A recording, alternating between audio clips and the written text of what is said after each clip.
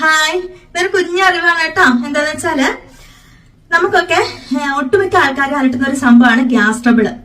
എന്തെങ്കിലും ഒരു ഫുഡ് കഴിച്ചാല് അത് സംബന്ധിച്ചുള്ള ഗ്യാസ്, പിന്നെ നമ്മൾ കറക്റ്റ് ആയിട്ട് ഫുഡ് കഴിക്കാത്തപ്പോ ഉണ്ടാകും നമ്മുടെ വയറ്റിൽ ഫോം ചെയ്യുന്ന ഗ്യാസ്, വയർ വീർത്ത് വരിക, നമ്മൾ എന്തെങ്കിലും ഒരു ഫുഡ് കഴിച്ചിട്ട് പിന്നെ അടുത്ത ഫുഡ് കഴിക്കാൻ പറ്റാത്ത ഒരവസ്ഥ, ദഹിക്കാതെ വയറിൽ ദഹിക്കാതെ കിടക്കുക, അങ്ങനെയൊക്കെ ഒരു അവസ്ഥ വരുമ്പോൾ നമുക്ക് വീട്ടിൽ ചെയ്യാൻ പറ്റുന്ന ഒരു കുഞ്ഞു ടിപ്പാണ് കേട്ടോ. ഞാൻ ഈ ഗ്യാസ് ട്രബിളിന് വേണ്ടി 2-3 വീഡിയോ ചെയ്തിട്ടുണ്ട്.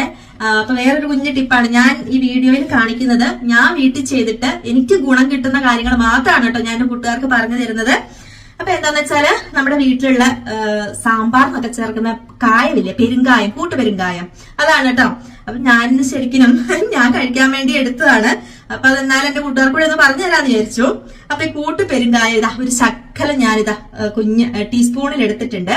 പിന്നെ എടുത്തിട്ടുള്ളത് ജീരകം, നമ്മൾ കറിക്കൊക്കെ ചേർക്കുന്ന നല്ല ജീരകമില്ലേ, നല്ല ജീരക വെള്ളം, കുറച്ച് ജീരകം എടുത്തിട്ട് നന്നായിട്ട് തിളപ്പിച്ച് അതിന്റെ ജീരക വെള്ളം കൂടെ എടുത്തിട്ടുണ്ട്. ആ ജീരക വെള്ളം ഇതാ ഇതിന്റെ അകത്തേക്ക് ഒഴിച്ചിട്ട് നന്നായിട്ടൊന്ന് ചാലിച്ചെടുക്കണം. ചാലിച്ചെടുത്തിട്ട് നന്നായിട്ട് ചാലിച്ചെടുത്തിട്ട് ഇതങ്ങ് കുടിക്കുക. കുടിക്കാം. നമ്മുടെ വയറ്റില് എന്തെങ്കിലും ദഹിക്കാതെയൊക്കെ കിടപ്പുണ്ടെങ്കിൽ വേഗം ദഹിക്കുകയും ചെയ്യും. ഗ്യാസ് വയറൊക്കെ വീർത്ത് ഗ്യാസ് ഫോം ചെയ്തിട്ടൊക്കെ ഇങ്ങനെ ഇരിക്കുവാണെങ്കിൽ ഒരു 10-15 മിനിറ്റുള്ളിൽ ഭയങ്കരമായിട്ട് വയറങ്ങ് ലൂസായി നല്ലൊരു ആശ്വാസം കിട്ടും കേട്ടോ. അപ്പം അങ്ങനെ ഗ്യാസ് ട്രബിളൊക്കെ ആയിട്ട് ബുദ്ധിമുട്ടുന്നവർക്ക് നല്ലൊരു അറിവായിരിക്കും ഇത്. നമ്മുടെ വീട്ടിൽ തന്നെയുള്ള സംഭവം അല്ലേ, ഒരു സൈഡ് എഫക്റ്റോ കാര്യങ്ങളോ ഒന്നുമില്ല.